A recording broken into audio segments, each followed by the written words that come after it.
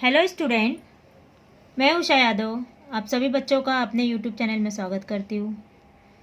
बच्चों, जैसे कि हम लोगों ने इसके पहले वाले वीडियो में वृत्तांत लेखन के जो है नियम को पढ़ा है। वृत्तांत लेखन लिखते समय हमें किन किन बातों पर ध्यान देना चाहिए ये हम लोगों ने देखा। और एक जो है हम लोगों ने वृत्तांत लेखन करके देखा था हिंदी दिवस समारोह के ऊपर।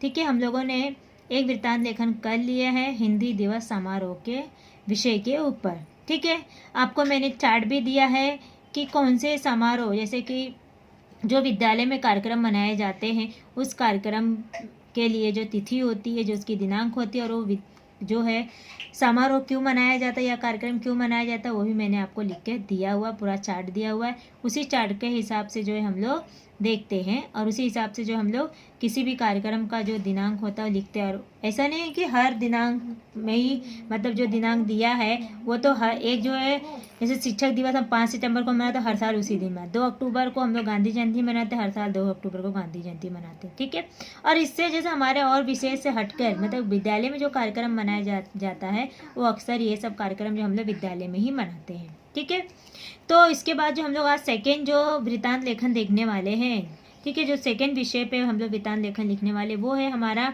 महात्मा गांधी, मतलब गांधी जयंती के ऊपर। ठीक है, तो जैसे कि आपको क्वेश्चन के बारे में मैंने इसके पहले वाले वीडियो में बता दिया कि आपको 2 प्रकार के क्वेश्चन पूछे जाएंगे। ठीक है, जैसे कि आपको आज हम लोग करने वाले हैं भारतीय विद्या मंदिर नागपुर में मनाए गए गांधी जयंती समारोह का वृत्तांत 60 से 80 शब्दों में लिखिए। ओके, जिसमें स्थल, काल, समय, तिथि व घटना का वर्णन आवश्यक है। मतलब ये सब का आपको आवश्यक है। आपको मैंने इसके बारे में बहुत पहले बता दिया। ये हमारे विषय के लिए बहुत ही महत्वपूर्ण होता है। हमारे प्रश्न में से हमको जो है हमारा जो है शीर्षक मिल जाता है, हमें जो है समय मिल जाता है, हमें जो है स्थान मिल जाता है। ठीक है, ये सारी चीज़ें जो हमें वृत्तांत लेखन के लिए जो होता है हमें कहाँ से मिल जाता है, हमारे प्रश्न में से मिल जाता है। और मैंने आपको ये भी बताया, अगर जो सेकेंड टाइप का जो प्रश्न है इसमें जो है आपको से पूर्ण रूप से स्वतंत्रता होती है। आपको विषय तो मिल ही जाता है, मतलब आपको शीर्षक मिल जाता है। इसमें जो आपको पूर्ण रूप से स्वतंत्रता होती है, इसमें जो है आपको कोई पाबंदी नहीं होता है कि आप इसी जो मतलब इसी जगह पर ये चीज़ मनाया गया या इसी स्कूल में मनाया गया। आपको स्थान और गांव का नाम या शहर का नाम जो यहाँ पे स्वतंत्रता होती है, आप किसी भी स्कूल का नाम और किसी का गांव का भी नाम यहाँ पे डाल सकते हैं ये वाले क्वेश्चन के अंदर। लेकिन जो पहले वाले क्वेश्चन के अंदर है, इसके अंदर आपको दिया हुआ है, आपको यही जो है स्थान का नाम लिखना है और नागपुर यहीं पे जो है आपको ये शहर का नाम लिखना है। ओके, तो आपको मैंने इसके पहले भी वीडियो में बताया हुआ है कि इन दोनों के बारे में ज़्यादा डिटेल्स में, तो आप उसको पढ़ लेना। चलिए हम जो है वृत्तांत लेखन जो है गांधी जयंती के ऊपर किस प्रकार करेंगे उसके अंदर जो है हम लोग देखते हैं।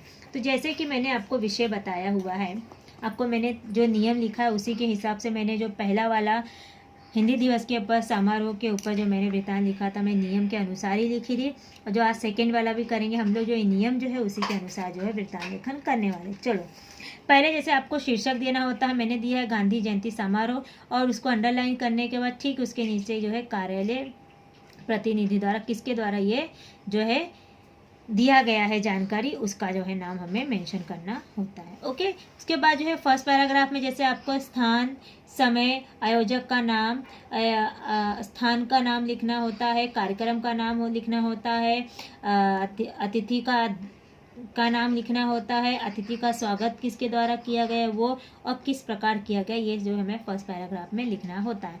तो जैसे कि लिखा है, दिनांक 22 अक्टूबर 2019 को सुबह 8 बजे भारतीय विद्या मंदिर नागपुर में गांधी जयंती समारोह बड़ी धूमधाम से मनाया गया। इसमें जो है आपको स्थान आ गया, समय आ गया, कहाँ मनाया गया वो आ गया, कौन सा समारोह मनाया गया ये भी आपको आ गया। अब उसके बाद जैसे कि इस समारोह के मुख्य अतिथि पद पर प्रसिद्ध समाज सेवक श्री सुनील सिंधे जी विराजमान थे। मतलब यहाँ पे आपको कौन आ गया, यहाँ पे मुख्य अतिथि कौन थे ये भी आपको यहाँ पे आ गया।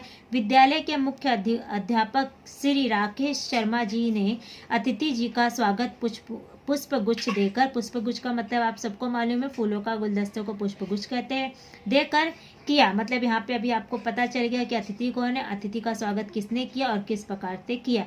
अभी जो कार्यक्रम है उसकी अध्यक्षता किसने की, तो मुख्य अतिथि जी ने समारोह का अध्यक्षता की। ओके, ये हमारा हो गया फर्स्ट पैराग्राफ। ओके, जिसमें मैंने आपको बताया था कि किस प्रकार से फर्स्ट पैराग्राफ में आपको कौन कौन सी बातों का समावेश होना चाहिए।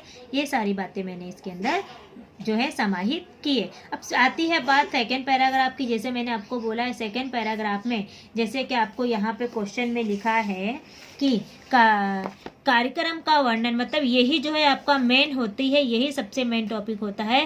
पहले हमें इंट्रोडक्शन दिए है, उसके बाद जो हमारा सब कुछ जो है सारी चीज़ें जो कार्यक्रम की समाहित हमको इसी कार्यक्रम के वर्णन में ही करना है। सेकेंड पैराग्राफ जो है बहुत इंपॉर्टेंट होता है, मतलब सेकेंड पैराग्राफ में हम लोग वो सारी बातें लिखते हैं जो उस कार्यक्रम के अंदर हुई रहती है, जो घटना घटी होती है उसके बारे में हम लोग सेकेंड पैराग्राफ में लिखते हैं। ओके, तो सबसे मेन मुद्दा होता हमारा सेकंड पैराग्राफ। ठीक है, तो सेकंड पैराग्राफ में जैसे मैंने आपको बोला कार्यक्रम का स्थल, मतलब कहाँ पे वो कार्यक्रम जहाँ पे मनाया गया वो किस जगह मनाया, उस स्थान पर कहाँ मनाया गया। ठीक है, सभागृह में मनाया, कॉरिडोर में मनाया गया या मैदान में मनाया गया, कहाँ मनाया गया, उस जगह की मैंने बताई थी आपको। और उस कार्यक्रम में कौन कौन सम्मिलित हुए ये आएगा उसके अंदर।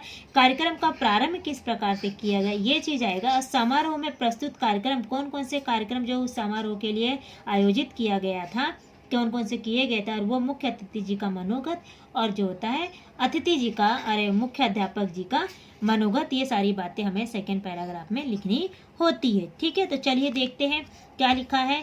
गांधी जयंती का यह कार्यक्रम विद्यालय के सभागृह में आयोजित किया गया। जैसे हमारा स्थान मिल गया, कहाँ पे मनाया गया है, गांधी जयंती का ये जो है विद्यालय के, कहाँ पे, विद्यालय के कौन से स्थान में मनाया गया, सभागृह में। ठीक है, क्योंकि सारी ऐसे जो प्रोग्राम ऑर्गेनाइज किए जाते हैं विद्यालय के अंदर वो आधा जो है कहाँ मनाया जाता है, सभागृह के अंदर ही मनाया जाता है, विद्यालय के हॉल के अंदर ही। ठीक है, कार्यक्रम में विद्यालय के, अगर हाँ एक चीज़ यहाँ पे ध्यान देना, मैंने उसमें भी बताया है उस वीडियो में भी कि अगर कोई जैसे मैदानी खेल से संबंधित कोई कार्यक्रम आयोजित किया गया है तो वो मैदान में मनाया जाता है विद्यालय के। ओके, ये आपको ध्यान देना है। ठीक है, कार्यक्रम में विद्यालय के सभी शिक्षक और कक्षा 8वीं से 10वीं तक के सभी जो है विद्यार्थी जो है सम्मिलित हुए। मतलब आपको यहाँ पे पहले आ गया कार्यक्रम का नाम, कहाँ मनाया गया वो हो गया, कार्यक्रम कहाँ मनाया गया वो, और कौन कौन सम्मिलित थे ये बात हो गया। सेकेंड पॉइंट भी आ गया सेकेंड पैराग्राफ का। फिर आया अतिथि जी ने राष्ट्रीय पिता महात्मा गांधी जी की प्रतिमा के समक्ष दीप प्रज्वलित किया।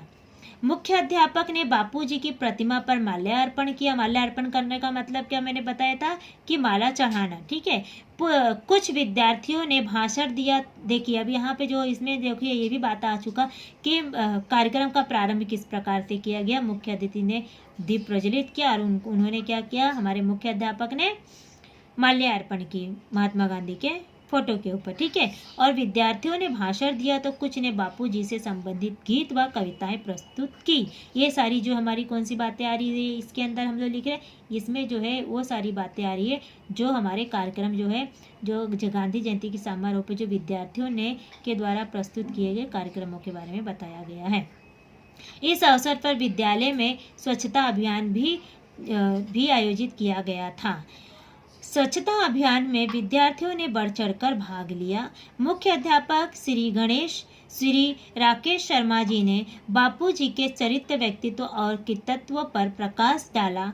ठीक है, अभी देखो ये हम लोगों ने क्या देखा, पहले हम लोगों ने देखा कि कहाँ मनाया गया, गांधी जयंती विद्यालय में के कौन से स्थान में मनाया गया। उसके बाद देखा कि इस कार्यक्रम कौन कौन सम्मिलित हुए, कार्यक्रम का प्रारंभ किस प्रकार से हुआ। उसके बाद हम देखे उसमें कौन कौन से कार्यक्रम सम्मिलित हुए थे विद्यार्थियों के द्वारा। उसके बाद इसमें स्वच्छता अभियान भी चलाया गया, ये भी एक कार्यक्रम है। उसके बाद हम देखें कि मुख्य अध्यापक ने बच्चों को क्या संदेश दिया, उनका क्या मनोगत था वो। उसके बाद जो है अतिथि का मनोगत देखेंगे। मुख्य अतिथि जी ने गांधी जी के नेतृत्व क्षमता पर अपने विचार प्रकट किए तथा सभी को गांधी जयंती की बधाई। अभी यहाँ पे हम लोगों ने क्या देखा, मुख्य अतिथि के द्वारा क्या विचार प्रकट किए ये भी देखिए। मतलब हमारा सेकेंड पैराग्राफ के अंदर जो है सारी बातें जो समाहित होनी चाहिए थी वही आई, हम लोगों ने कोई भी फालतू बातें नहीं लिखी हैं। ठीक है, उसके बाद जो थर्ड वाला आता है सबसे लास्ट में आता है वो है हमारा विद्यालय। हम लोग को लिखना रहता है लास्ट में क्या, समापन। ठीक है, या आभार व्यक्त लिखना होता है ना, तो आभार व्यक्त में हमें समापन का समय होता है, आभार किसने व्यक्त किया गया वो लिखना होता है। तो जैसे कि यहाँ पे लिखा, विद्यालय की वरिष्ठ शिक्षिका श्रीमती अनुजा वर्मा जी ने सभागृह में उपस्थित सभी लोगों का तथा मुख्य अतिथि जी के प्रति आभार प्रकट किया तथा दोपहर 1 बजे जय घोष और राष्ट्रीय गान के साथ गांधी जयंती का यह समारोह जो है संपन्न हुआ।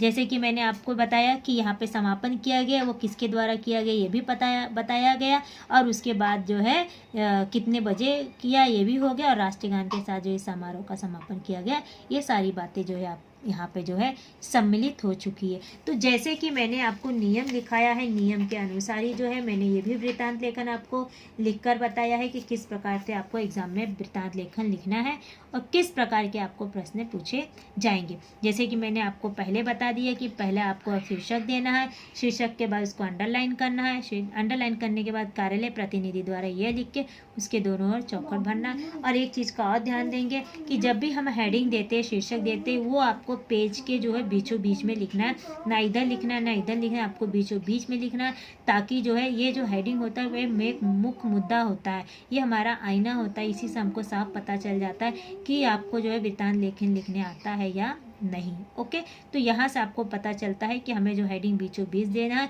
और एट्रैक्टिव होना चाहिए, ताकि जो है लोग जो है उसे पढ़ने के लिए ललायित हो जाए। मैंने आपको पहले ही बोला, हेडिंग हमारा मेन होता है कि हमें ललायित होकर देना चाहिए, सामने पाठक को तड़पा देना चाहिए, ललायित कर देना चाहिए आपके जो है लिखे हुए लेख को पढ़ने के लिए। इस प्रकार से वृत्तांत लेखन लिखा जाता है। ओके, तो जैसे कि गांधी जयंती समारोह अंडरलाइन, कार्यालय प्रतिनिधि द्वारा चौखट बंद। उसके बाद मैंने आपको फर्स्ट पैराग्राफ में बताया कौन कौन सी बातें आनी चाहिए, समय आना चाहिए, स्थान आना चाहिए, दिनांक आना चाहिए, और उसके मुख्य अतिथि कौन कौन है, वो उनका स्वागत किसने किया और किस प्रकार से किया, ये सारी बातें हमें फर्स्ट पैराग्राफ के अंतर्गत आनी चाहिए। उसके बाद जो हमारा सेकेंड पैराग्राफ जो होता है, मेन मुद्दा हमारा यहाँ पे होता है। यहाँ पे जो है हमें सेकेंड पैराग्राफ के अंतर्गत जो है कार्यक्रम का जो है पूर्ण रूप से वर्णन, उसका विवरण लिखना होता है कि कार्यक्रम का प्रारंभ किस प्रकार से किया गया, वो कार्यक्रम कहाँ मनाया गया है और उसमें कौन कौन लोग सम्मिलित थे, कार्यक्रम का प्रारंभ किस प्रकार से किया गया, उसमें जो है कौन कौन से कार्यक्रम का आयोजन किया गया था, और जो है मुख्य अतिथि के द्वारा क्या लोगों को संदेश दिया गया, प्रधानाचार्य के द्वारा लोगों को क्या संदेश दिया गया, ये सारी बातें हमें जो है सेकेंड पैराग्राफ के अंदर जो है विस्तार पूर्वक लिखना था। कार्यक्रम का जो विवरण होता है या विस्तार होता है, हमें जो कहाँ लिखना होता है, सेकेंड पैराग्राफ के अंदर लिखना होता है। और थर्ड पैराग्राफ के अंदर जो है हमें जो है समापन लिखना होता है, आभार लिखना होता है। ठीक है, कब वो कार्यक्रम जो है समाप्त हुआ, उसका समय लिखना होता है, किसने उसका आभार किसने व्यक्त, किसके द्वारा आभार व्यक्त किया गया, ये सारी बातें जो है हमें कहाँ लिखनी होती है, थर्ड पैराग्राफ के अंतर्गत जो है समाहित होनी चाहिए। ओके, तो मेरे ख्याल से आप सभी को जो है आज का जो वृत्तांत लेखन मैंने आपको समझाया वो अच्छी तरीके से आ गया होगा, और आप सभी को जो है वृत्तांत लेखन किस प्रकार से लिखना चाहिए ये आपको भली भांति जो है पूरी तरीके से समझ में आ गया है। ओके, चलिए मिलते हैं हम लोग आप सभी से जो है नेक्स्ट टॉपिक के साथ में किसी नए विषय पर। ठीक है, तब तक के लिए आप सभी बच्चों को धन्यवाद। चलिए बाय बाय।